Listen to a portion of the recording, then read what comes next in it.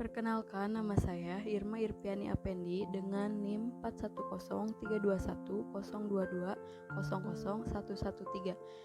Jurusan Pendidikan Luar Biasa Fakultas Ilmu Pendidikan Universitas Islam Nusantara.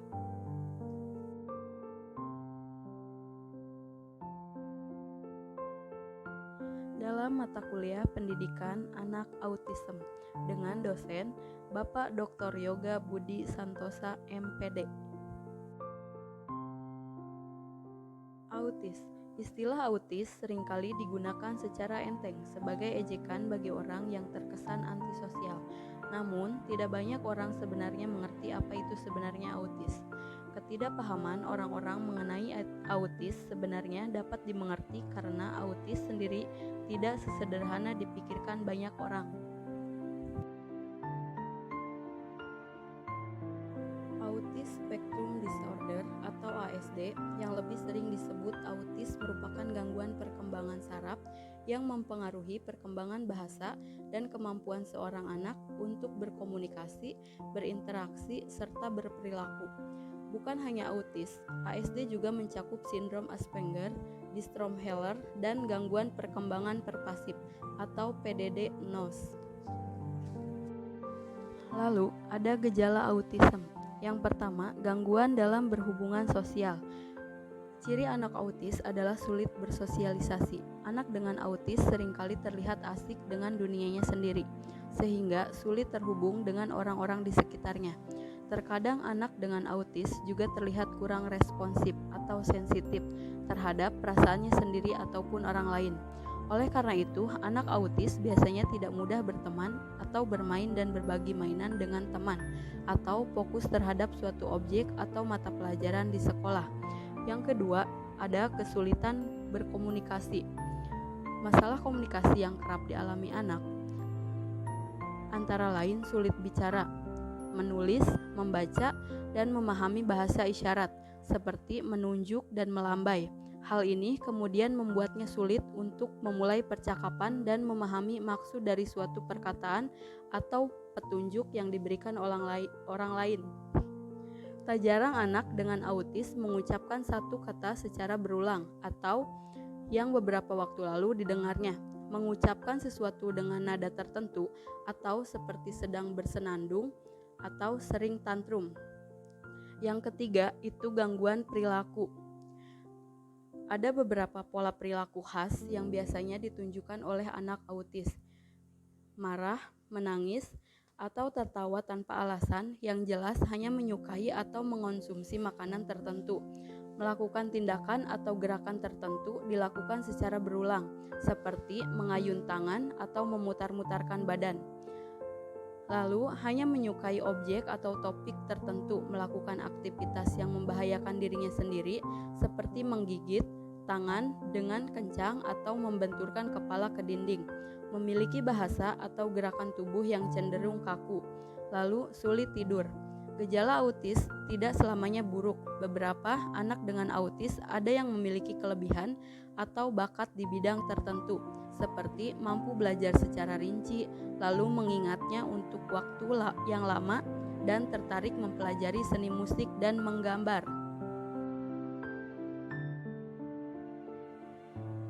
Berdasarkan DSM-5, keparahan gangguan spektrum autis dibagi menjadi 3 level. Yang pertama, autisme ringan. Keparahan level autisme ringan yaitu membutuhkan dukungan, mengalami kesulitan dalam memulai komunikasi dan membuka pembicara jika tidak mendapatkan bantuan. Anak dapat berbicara satu kalimat penuh dan dapat memulai pembicaraan meskipun terkadang gagal dan tampak aneh. Menunjukkan perilaku yang tidak luas dan mengalami kesulitan saat harus mengganti aktivitasnya. Lalu yang kedua, autism sedang. Keparahan level autism sedang cukup membutuhkan bantuan yang mendasar, yaitu mengalami ketidakmampuan bermakna dalam berkomunikasi sosial yang terlihat meskipun sudah mendapatkan bantuan.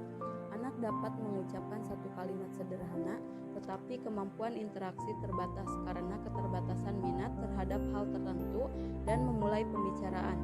Menunjukkan perilaku tidak fleksibel dan sulit untuk menyesuaikan diri. Lalu yang ketiga, ada autism berat.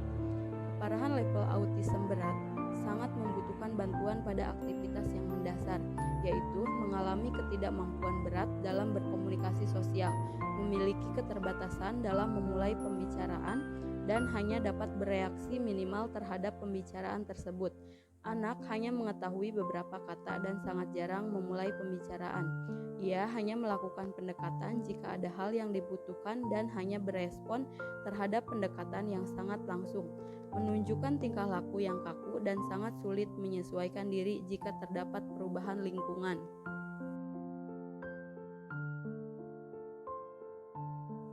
Lalu, apa itu penyebab autism? Penyebab autism sampai saat ini masih belum diketahui. Namun, para ahli mengidentifikasi adanya beberapa gen yang dicurigai memiliki kaitan dengan ASD. Kadang-kadang gen ini muncul dan bermutasi secara spontan. Namun, dalam kasus lain, orang mungkin mewarisi gen tersebut. Dalam kasus anak kembar, autism bisa terjadi akibat gen kembar. Misalnya, bila satu anak kembar mengidap autism, maka kembar yang lainnya memiliki resiko autism sekitar 36-95%. Mereka yang mengidap autism juga bisa mengalami perubahan di area-area utama otak mereka yang memengaruhi cara bicara dan perilaku pengidap. Faktor lingkungan mungkin juga berperan dalam pengembangan ASD. Meskipun dokter bisa mengkonfirmasi kebenarannya.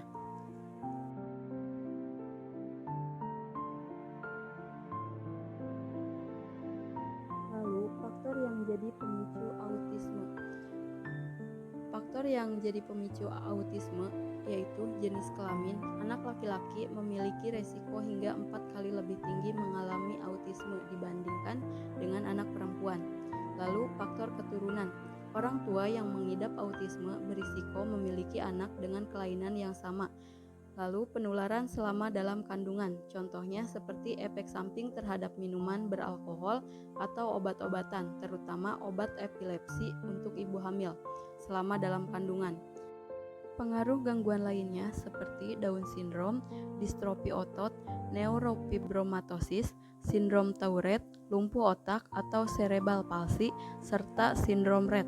Kelahiran prematur, khususnya bayi yang lahir pada masa kehamilan 26 minggu atau kurang. Lalu, bagaimana cara mengobati dan mencegah autisme? Autisme tidak bisa disembuhkan, akan tetapi ada sejumlah metode yang bisa dilakukan agar penderita autisme dapat menyesuaikan diri dalam kehidupan sehari-hari.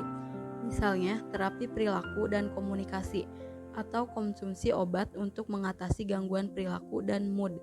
Risiko kejadian autisme dapat dihindari, terutama oleh ibu hamil dengan melakukan kontrol kehamilan rutin dan mengubah gaya hidup menjadi lebih sehat. Sekian dan terima kasih.